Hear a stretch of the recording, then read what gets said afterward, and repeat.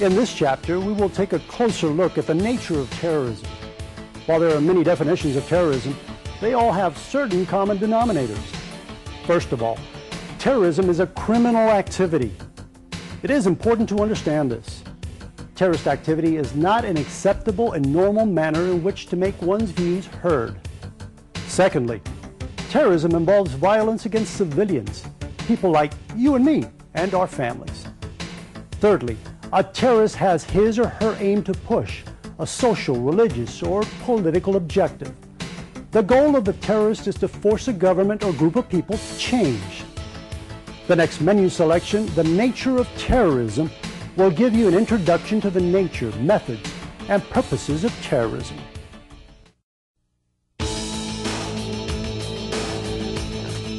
I think what we're doing is very important. That September the 11th has changed the lives of everyone, particularly us in law enforcement. When this first happened, everybody was shocked, they were scared, they were angry, and then confused. And I think today, this entire country is all for those things. And I think what we in law enforcement have to understand is that this is not the destruction of a store. This is a war against the United States of America. And we in law enforcement are going to be the first responders. We have to realize that terrorism works, and terrorism is easy. It's inexpensive. It's cheap. It has huge lasting effects on society. I think in law enforcement, until 9/11, we were fairly naive about terrorism. It was radical groups it was internal terrorism, and it was always something that happened overseas. It was something that happened in Middle Asia or in the Middle East. It was things that we looked at and always said may come here, but we never looked at it at a local level. I think 9/11's brought home the fact that it will happen, and it can happen at a local level. These cells are living within our community, they live within our community at large, and they can be anywhere in the state of California. So law enforcement officers have to realize that these people are amongst us now. In past incidents, there have been many patterns and indicators prior to the incident actually occurring. Officers nowadays have to be able to better respond to and recognize those indicators and those actions prior to the incident, so hopefully we can interdict that incident before it actually occurs. You might have 10,000 things happen, and only one of those could lead to a terrorist incident, but if we're not aware, and if we don't look for things that could possibly cause it, then we're kind of missing the boat, because terrorism is our newest, biggest realized crime and threat. The purpose of terrorism. There is almost always a strategy behind terrorist actions. Whether it takes the form of bombings, shootings, hijackings, or assassinations, terrorism is neither random, spontaneous, nor blind. It is a deliberate use of violence against civilians for political or religious ends. Even though most people can recognize terrorism when they see it, experts have had difficulty coming up with an ironclad definition. The State Department defines terrorism as premeditated, politically motivated violence perpetrated against non-combatant targets by subnational groups or clandestine agents, usually intended to influence an audience. There are plenty of specific definitions, stock definitions from the FBI and other agencies.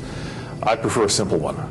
Terrorism is the use of violence, the threat of violence, to induce fear, and that fear is meant to coerce a change in policies, in government, for political, social, or religious reasons. That change may be to change policies, as I said. It may be simply to remove a government. It may be to stop a practice.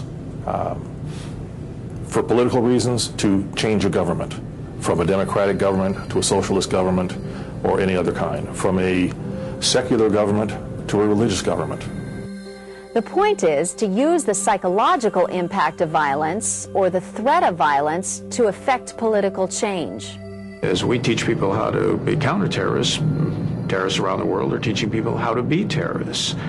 and therefore they get better at what they're doing the longer they exist.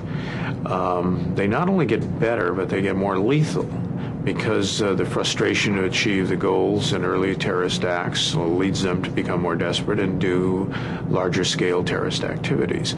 Unable to achieve their unrealistic goals by conventional means, terrorists attempt to send an ideological or religious message by terrorizing the general public. Through the choice of their targets, which are often symbolic or representative of the targeted nation, terrorists attempt to create a high-profile impact on the public of their targeted enemy or enemies with their act of violence. In doing so, they hope to demonstrate various points, such as that the targeted government cannot protect its own citizens, or that by assassinating a specific victim, they can teach the general public a lesson about espousing viewpoints or policies other than their own. Terrorism exists and has existed through the ages as a tool for people who have no other way to make themselves heard. They perhaps don't believe in the government, or they have no other voice. A ballot box doesn't work for them. They don't have the strength to fight through force of arms against a larger dominant government, or a dominant race perhaps, if it's an ethnic conflict. So they choose terrorism as a way to make themselves heard, to make their cause heard. At this point, let's look in more detail at the kind of activity you might observe that could be indicators of a terrorist plan. What kind of things do they do? The first step for a terrorist organization to become viable is to increase its size. They do this by holding rallies, posting recruitment flyers, guiding visitors to their websites, and so on. Be on the lookout for suspicious documents that you find on your site. But keep in mind that freedom of speech and expression is guaranteed by the Constitution. Fundraising is obviously very important in the terrorist realm. They need money, just like every other criminal entity does. They use the internet quite a bit for fundraising, as well as obtaining funds from governments that are sympathetic to their cause. What we're seeing locally is the trafficking of narcotics, pseudoephedrine, as well as other drugs that are used for profits obtained from the sales are used to fund terrorist organizations in the Middle East, as well as other countries abroad. Another key step for terrorists is to get money. The easiest way to get money is to steal it. There is no record. ID theft, for example, is on the increase, and using another person's identification is an easy way to illegally obtain cash or merchandise that can be converted into cash. Property that is stolen can also be sold to generate cash. Terrorists frequently commit armed robberies to get quick cash. Naturally, all of these are serious crimes for whatever reason they are committed. If your site handles financial transactions in any way, keep in mind the purposes to which the money can be put. Also, if your site experiences the theft of uniforms, vehicles with company logos, etc., such kinds of activities should arouse your suspicions and be reported. The types of weapons that a terrorist can use are introduced in detail in the next chapter. But at this point, let's list the three main kinds. Conventional weapons such as guns, explosives, and incendiary devices. Chemical and biological agents. Nuclear weapons and radiological material. Here is what you should be on the lookout for. You are looking at various blasting caps to set off an explosion. If you see anything like this at your site, let someone know immediately. This image shows how a small homemade pipe bomb, such as the one in the top left-hand corner, can cause a major detonation. Pipe bombs come in different sizes, but all can easily be carried on a person. Here you can see the components of a homemade bomb in a backpack. All the components are legal and easily attainable. The devastation caused by mass destruction weapons such as explosives can be enormous, as several incidents both in the United States and other countries have shown. Chemical agents are highly toxic but are used less often because their effect is hard to limit. The best way of preventing their use is to stop theft of chemicals from your site. The potential users have to get into your site to steal this material, and that's where your important position comes into play. Biological agents cause illness and death. Anthrax is probably the best known of these, but any kind of easily infectious disease-causing agent can also spread terror. In addition, the terrorist needs a way to deliver the poisonous substance in the place they want to attack. One simple and effective way is to place the biological agent into the air conditioning or heating system. Nuclear weapons are extremely hard to come by. One possibility is for the terrorists to combine a traditional explosive device with radioactive material, the so-called dirty bomb. Your most important role is to prevent access to, transportation of, or removal of potentially dangerous materials. Once they have chosen a weapon type, the terrorist wants to choose a date of attack. Previously, we have mentioned dates important to our country, such as Independence Day. We should also be aware of other symbolic dates, such as those related to a given religion or dates that correspond to large groups of people being assembled in one area, such as Super Bowl Sunday. Being aware of dates important to different groups and being extra vigilant in the period leading up to such days is crucial. At this point, the terrorist needs to check out the site to assess weaknesses, human and physical, and to conduct dry runs. What should you pay attention to in order to stop them? The idea is to become aware of actions that just don't fit the location and situation. For example, is someone coming closer to a sensitive area than he or she has any valid reason to be? Does she stay in one place for a much longer time than the view deserves? Have you had several such small incidents lately? All those add up to suspicions. In addition, if you find forgotten cameras or equipment in places where there's nothing of tourist interest to photograph, maps, drawings, and cryptic notes would also be something you should report. Finally, anyone asking you questions related to security, such as inquiring about the patrol times of a guard at a power plant, the number of people at the facility, the air conditioning systems, or locations of emergency exits, should be documented and reported.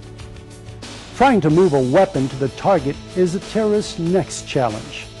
Be on the lookout for nervous behavior or odd clothing for the environment, such as being heavily dressed in the 100-degree heat of summer.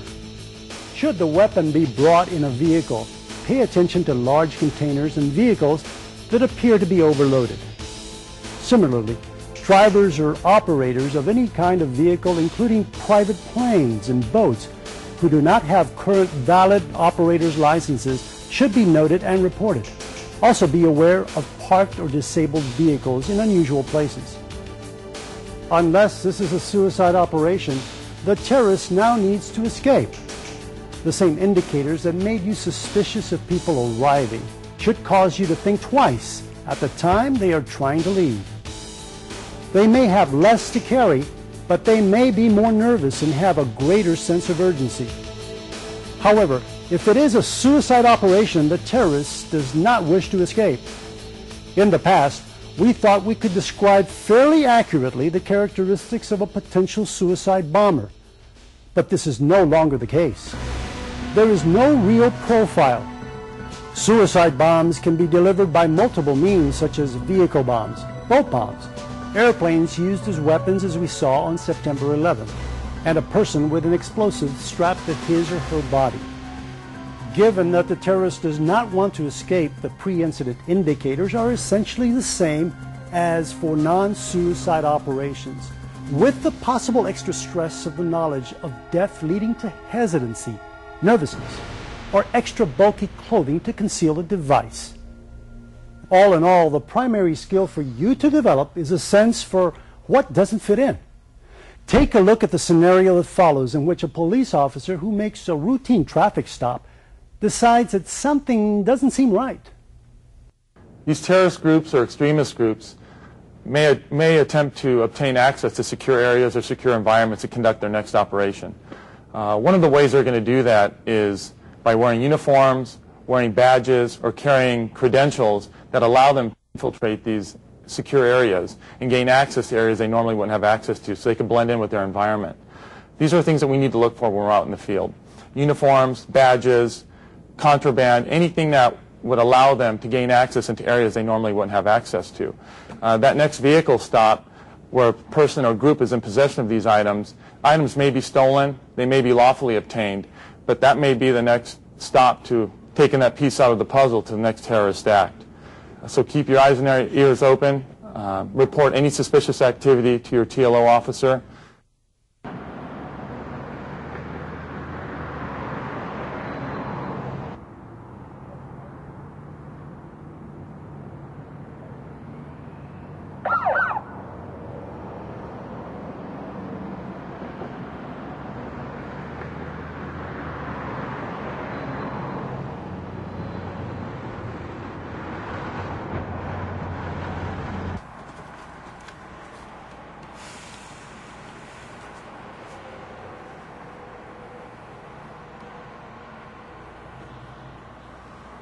Good afternoon. Hi. I stopped you for failing to yield to a pedestrian. Oh, I didn't even see him. I'm sorry. Okay, do you have your driver's license and registration with you? Yes. Can I see those, please? Is this your correct address on your license, ma'am? Yes. Is this car registered to you? Yes, it is. What year is it? It's 72, I think. Okay. Who do all these uniforms belong to? I don't know. Where are you taking them to? I don't know. Wherever I'm told to. Wherever who tells you? My employer. Wherever your employer tells you to take them? Who do you work for? I work for dry cleaners. You work for a dry cleaners? Yes. What's the name of the dry cleaners that you work for? It's a place around the corner, the 1 hour cleaners. 1 hour cleaners? Yes. Okay, just wait here. I'll be right back, okay? Okay.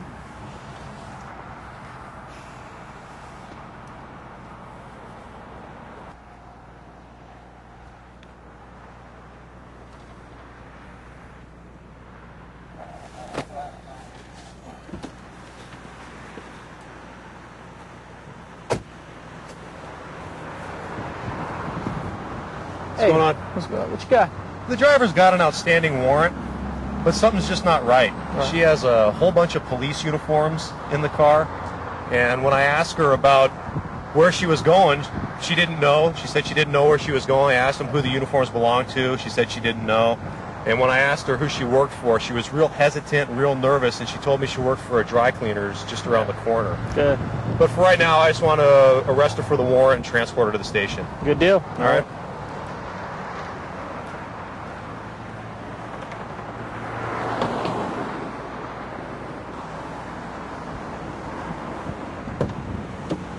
Watch your hip.